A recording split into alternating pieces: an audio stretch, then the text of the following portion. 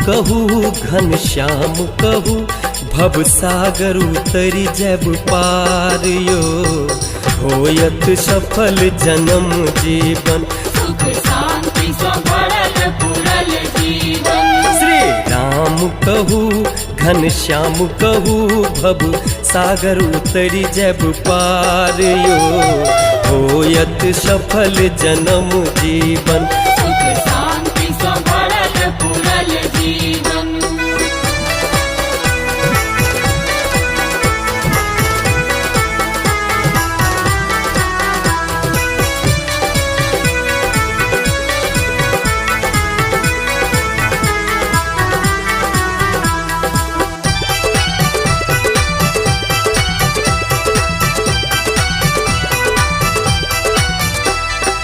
नील गगन में श्याम सलोना शोभित उनके रूप यो अरुण कमल में प्रतिबिंबित अछि उनके नयन अनूप यो उनके नयन अनूप यो। नमन करूँ आहा भजन करूँ दौड़ल औता भगवान यो होयत सफल जन्म जीवन सुख शांति सो भरल पूरल जीवन।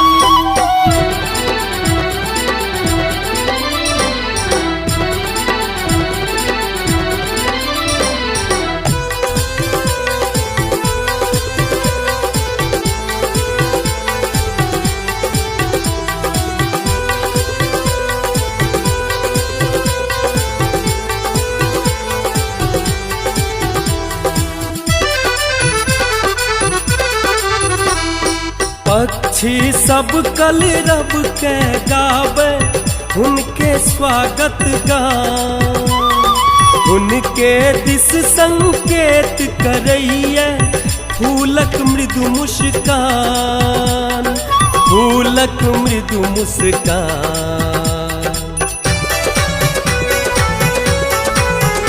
किछु ज्ञान करूँ किछु ध्यान करूँ तारा होयत कल्याण यो होयत सफल जन्म जीवन सुख शांति सो भरल पूरल जीवन।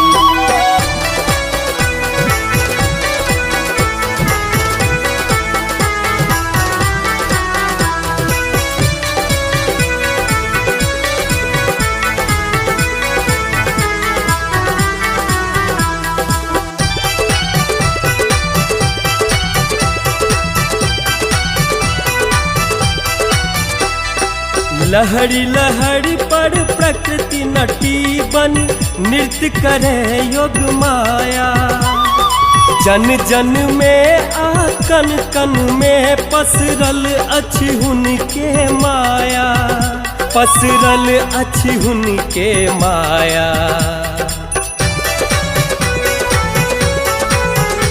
किछु धर्म करूँ शुभ कर्म करूँ ई मानव धर्म महान यो होयत सफल जन्म जीवन सुख शांति सो भरल पूरल जीवन।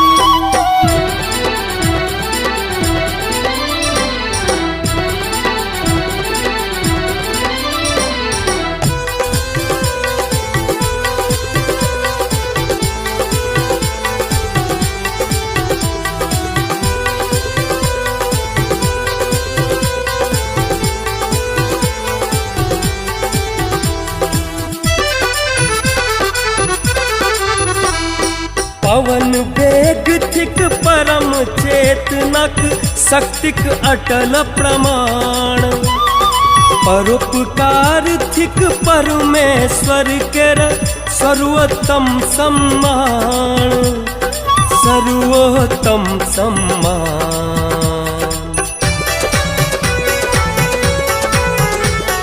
सेवा भक्तिक शक्ति सजीतु काम क्रोध अभिमान यो होयत सफल जन्म जीवन सुख शांति सो भरल पूरल जीवन।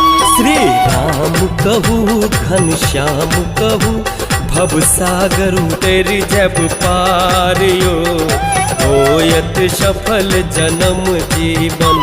सुख शांति से भरल पूरल जीवन। श्री राम कहू घन श्याम कहू भव सागर उतर जब पार यो होयत सफल जन्म जीवन।